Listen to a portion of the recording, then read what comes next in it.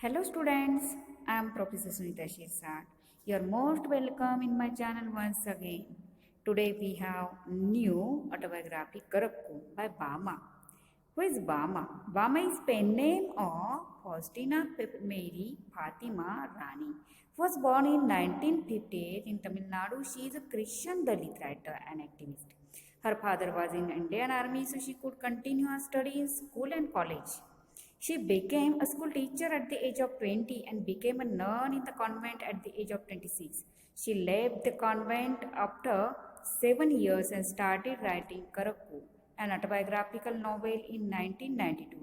Bama rose to fame with this novel, which chronicles the joys and sorrows experienced by Dalit Christian women in Tamil Nadu. Karukku is an autobiography that chronicles Bama's life from her childhood to her early adult life as a nun and beyond. The book was originally written by her in Tamil in 1998 and translated into the English version by Lakshmi Hornstorm in 2000 that won the Crossword Award for the best fiction in Indian languages. The book is a piece of Dalit literature that is written by Dalit woman writer. The book has no plot. It has 9 chapters, including a preface and a postscript that each chapter presents the fragmented experiences of Bama's life. Bama's Karukku narrates the painful and tormented life, history, of sensitive, insightful, and perceptive Dalit woman.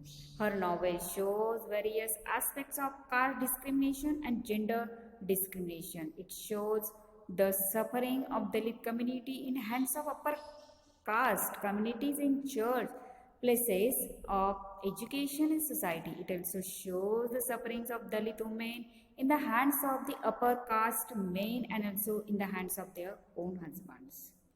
What is Dalit literature? Dalit is a word with Sanskrit root referring to the people who are oppressed or broken in peace.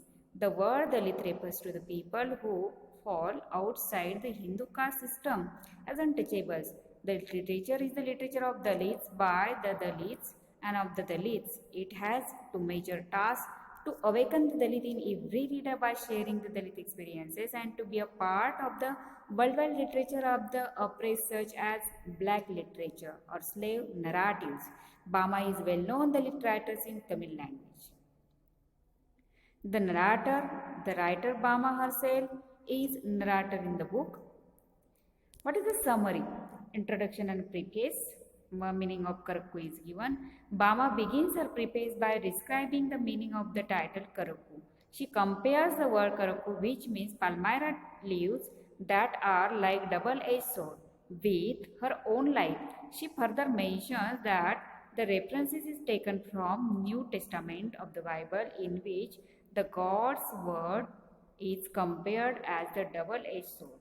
It means that she suggests that the Dalit must speak against the oppression and do as the God's word so that it can pierce the hearts of the oppressors. What is chapter 1? That's the setting of the novel. The chapter 1 of the book begins with the sentence: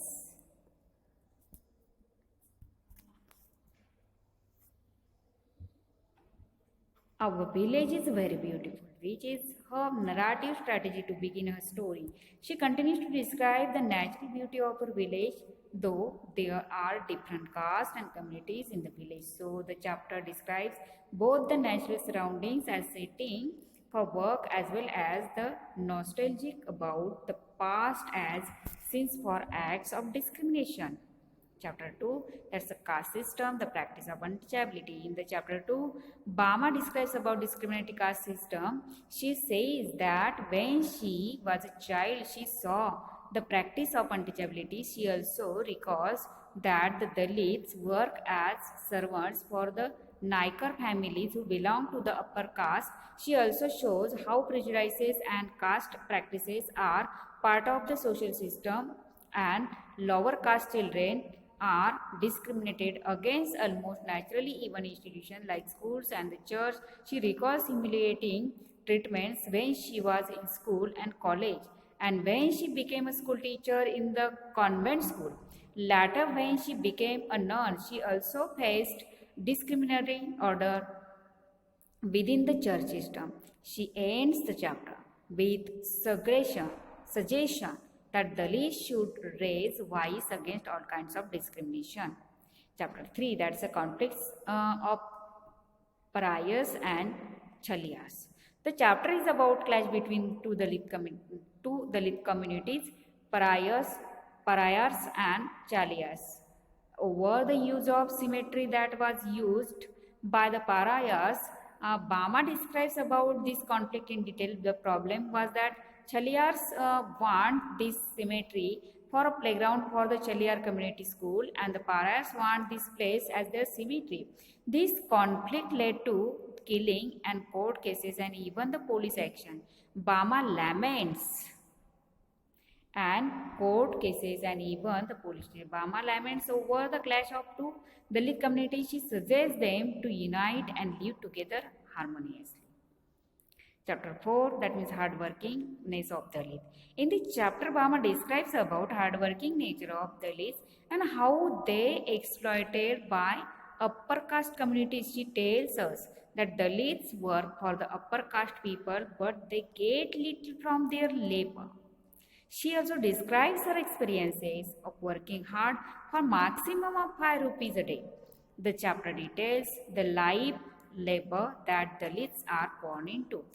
Chapter 5th, childhood games and festivals. In this chapter, Bama describes about the childhood games and other recreational activities in her village. When she, when she was small, and she usually played pretense games, kabaddi and many other games. She tells us that only boys used to go for cinema in her village. In her village, Dalits especially celebrate New Year, festivals like Christmas.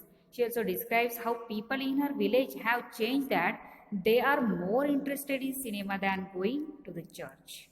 Chapter 6, that's about importance of education. The chapter is the describing of Bama's father as an army man and how she could continue her school education. She mentions that because of her father, who worked for Indian Army, she had enough money to eat at home, pay for her school hostel fees, but her father did not want her to go to college.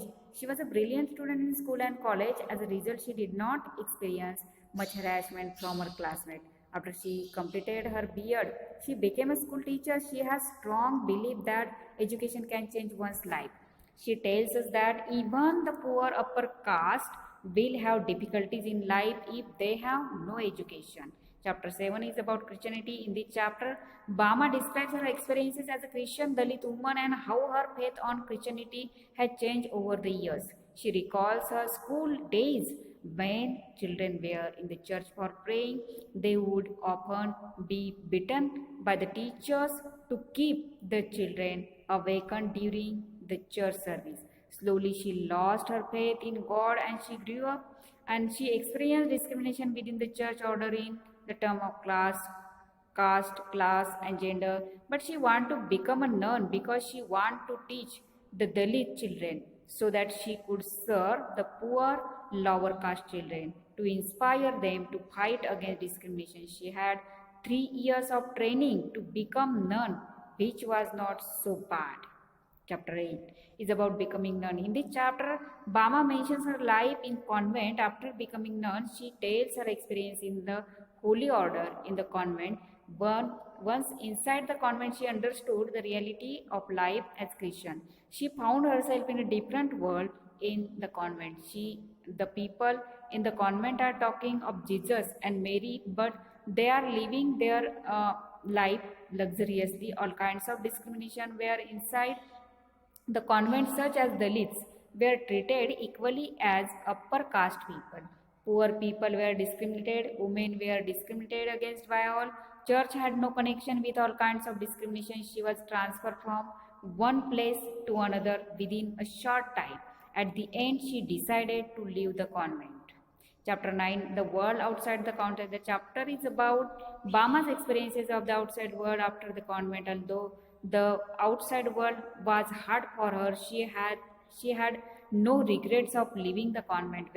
Wherever she went for jobs, she felt difficulties finding a job that would give her enough to survive on. She even felt humiliated as Dalit and as a woman while she tried to adjust to life outside the convent and find suitable job outside. Even if she is like a bird with broken wings, she is optimistic about the future and happy too. Postscripts, that means really in this section, Bama realizes that many changes have taken place after she left the convent and wrote Karukku in 1992. She writes that she is now an independent woman, though there are so many difficulties outside the convent. She has now opportunities to spend her life usefully, especially to work for the liberation of Dalits. She is now optimistic about the future of Dalit women. Thank you.